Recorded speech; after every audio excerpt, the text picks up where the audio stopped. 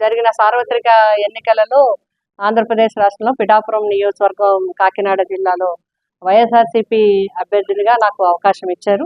జగన్మోహన్ రెడ్డి గారికి నా హృదయపూర్వక ధన్యవాదాలు తెలియజేస్తున్నాం.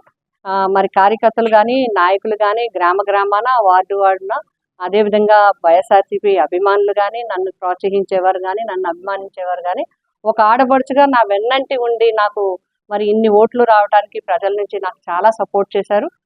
మరి చేసిన వారందరికీ కూడా నేను హృదయపూర్వకంగా ధన్యవాదాలు తెలియజేస్తున్నాను. అదేవిధంగా నాకు ఓట్లు వేసిన ప్రజలందరికీ కూడా హృదయపూర్వకంగా ధన్యవాదాలు. పిఠాపురం నియోజకవర్గ ప్రజలకి కూడా నా ధన్యవాదాలు తెలియజేస్తున్నాం. ప్రజా తీర్పుని మేమందరం కూడా గౌరవిస్తున్నాం. ఎందుకంటే ప్రజలు ఇచ్చిన తీర్పుని గౌరవించడం అనేది రాజకీయ పరంగా మా అందరి బాధ్యత. గెలిపోవటం అనేది రాజకీయాల్లో సహజం.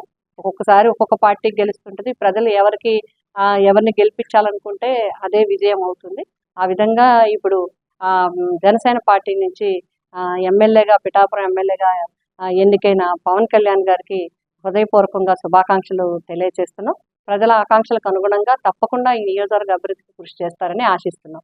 మరి మా పార్టీ పరంగా కూడా నాయకులు, కార్యకర్తలు, పెద్దలు అందరూ కలిసి, అభిమానులు అందరూ ఈరోజు ప్రజాప్రతినిధులు అందరూ కూడా మాట్లాడుకోవడం జరిగింది. ఇప్పుడు ప్రతిపక్షంగా మా బాధ్యత కార్యకర్తలందరికీ కూడా ఎప్పటికప్పుడు వారిని అండగా ఉండటము, అదేవిధంగా ప్రజలకి ఏమన్నా అవసరం ఉంటే, మా అవసరం ఉంటే వారికి అందుబాటులో ఉండటం అనేది మా ప్రధానమైన బాధ్యత.